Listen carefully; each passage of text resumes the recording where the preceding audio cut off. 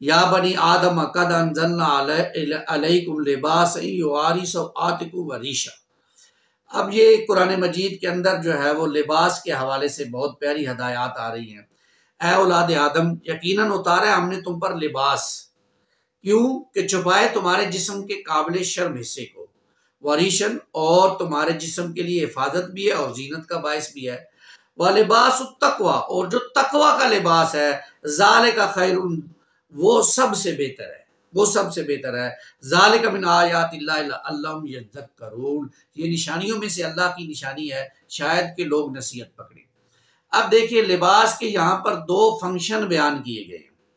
लिबास क्यों अल्लाह ने उतारा है? पहला ये कि शर्मो हया के लिए, इससे इंसान के जो शर्मो हया वाले हिस्से हैं वो टके रहते हैं, छुपे रहते हैं। और दूसरा जीनत के इजहार के लिए,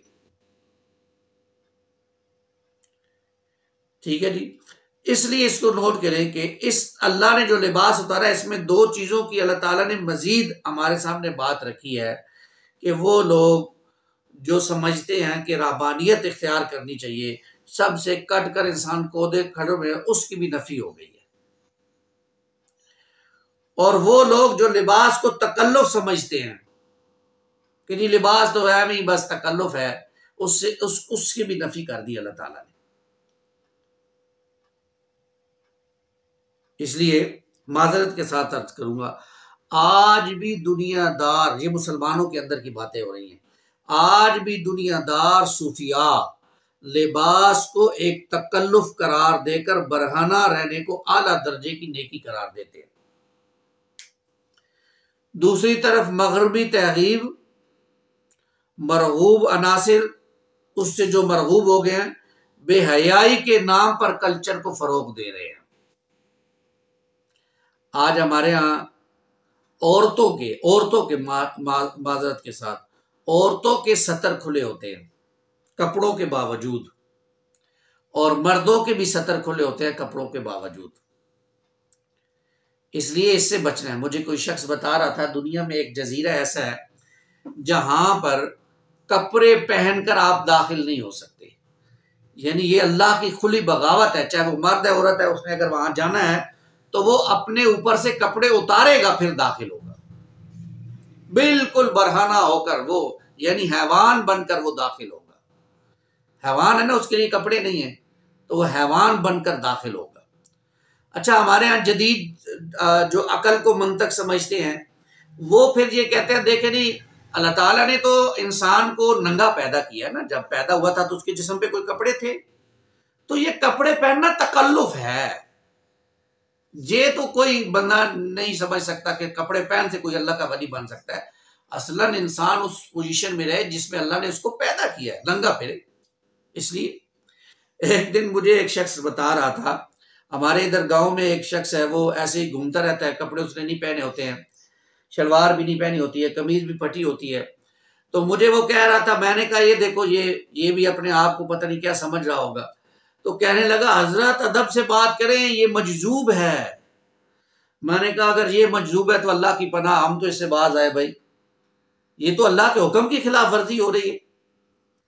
इसलिए नोट कीजिए, आज क्योंकि लिबास की बात हो रही है तो लिबास, हमारे दीन ने लिबास पर पाबंदी नहीं लगाई कि लिबास ये पहना जाए कि जी कमीज शलवार पहनी जाए। कमीज शलवार भी सुन्नत लिबास नहीं है, ढीला ढाला लिबास है हमारे उर्फ में, क्योंकि ये पहना जाता है हम ये पहनते हैं। अरबी चोगा पहनते हैं, वहां उर्फ है वो पहन लेते हैं। सुन्नत लिबास यह है कि इंसान ढीला ढाला लिबास पहने जिसमें इंसान का जिस्म नुमाया ना हो, उसके जिस्म की हिफाजत भी हो, उसके जीनत का इजहार भी हो जाए, ये सुन्नत लिबास है। अलबत्ता कुछ कपड़े हैं, जैसे अल्लाह के रसूल सल्लल्लाहु अलैहि वसल्लम ने सफेद रंग को पसंद किया तो इंसान सफेद रंग की शलवार कमीज पहन ले तो ये सुन्नत के और करीब हो जाएगा। लेकिन अगर कोई सफेद रंग के नहीं पहनता तो इसका ये मतलब नहीं है कि वो इस्लाम से ही खारिज हो जाएगा, नहीं, ठीक है, वो मुसलमान है, अच्छा है, कपड़े जो उसे पसंद है वो पहन सकता है। फिर ये कि वो पैंट शर्ट भी पहन सकता है। क्यों पहन सकता है जी? इसलिए पहन सकता है, ढीली ढाली है तो पहने। हमारे यहाँ बड़े बड़े लोगों ने पहनी है, डॉक्टर जाकिर नाइक पैंट पहनते हैं, हमारे यहाँ उलमा ने, मौलवियों ने फिर उस पर तनकीद भी की है।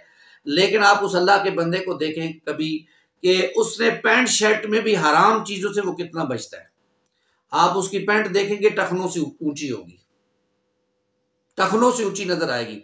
टखनों से नीचे कपड़ा लटकाना हराम है। और बड़े बड़े मौलवी हजरात की जो उसके ऊपर तनकीद कर रहे होते हैं, उनकी शलवारें पांव के पीछे रबड़ी जा रही होती है। तो तनकीद बंदा किसी चीज पे करता है ना, कपड़ों पर तो अल्लाह ताला ने कोई कदगन लगाई नहीं है, वो पहने, उसका लिबास कोई मसला नहीं है, वो ढीला ढाला होना चाहिए, उसमें जिस्म नुमाया ना हो, पैंट भी पहनी जा सकती है। अलबत्ता इसको पहनते वक्त ये ख्याल रहे कि आजकल जो शर्ट्स आ रही हैं उन पे तस्वीरें बनी होती हैं, तो तस्वीर का एक अलहदा हुक्म है, उसके हवाले से कहीं पे बात होगी तो इंशाल्लाह करेंगे, उससे बचा जाए। फिर शर्ट इतनी तंग ना हो और कि जब इंसान सजदे में जाए तो इंसान पीछे से नंगा हो जाए, जैसे हमारे यहाँ होता है, फिर लोग पीछे से हंस रहे होते हैं।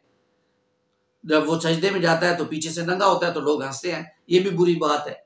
पूरा लिबास जो है वो ऐसा पहने जिसमें उसकी कोई चीज सत्तर वाली जो है वो नुमाया ना हो। अब मैं कुछ लिबास के हवाले से अर्ज करूंगा कि लिबास ऐसा हो जो पूरे सतर को छुपाए।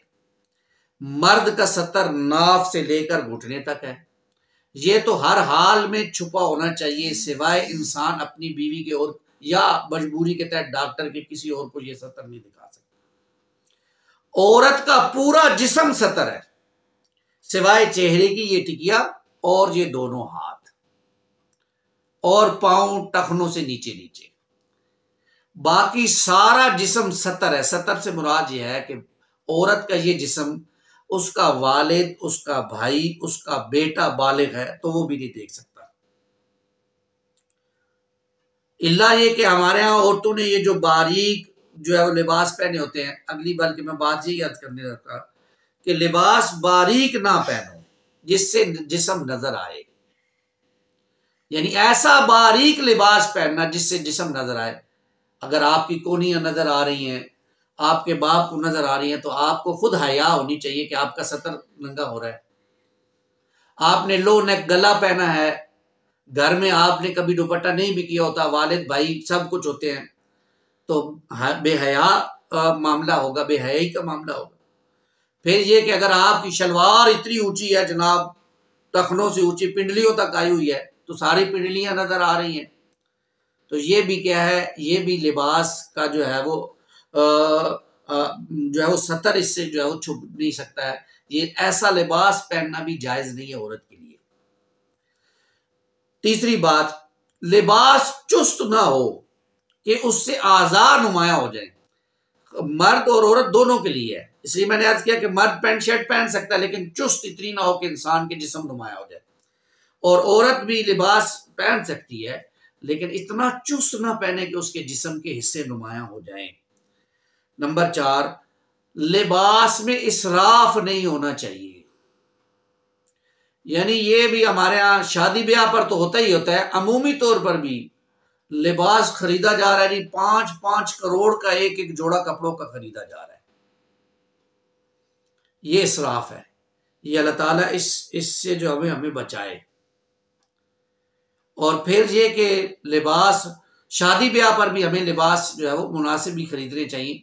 ये नहीं कि अब हमारे यहाँ रवाज होते हैं, कुछ उर्फ होते हैं कि जी कुछ कपड़े लड़की वाले लड़के वाले लड़की वालों को खरीद के देंगे, कुछ लड़के को जो है वो लड़के को जो है वो लड़की वाले खरीद के देंगे।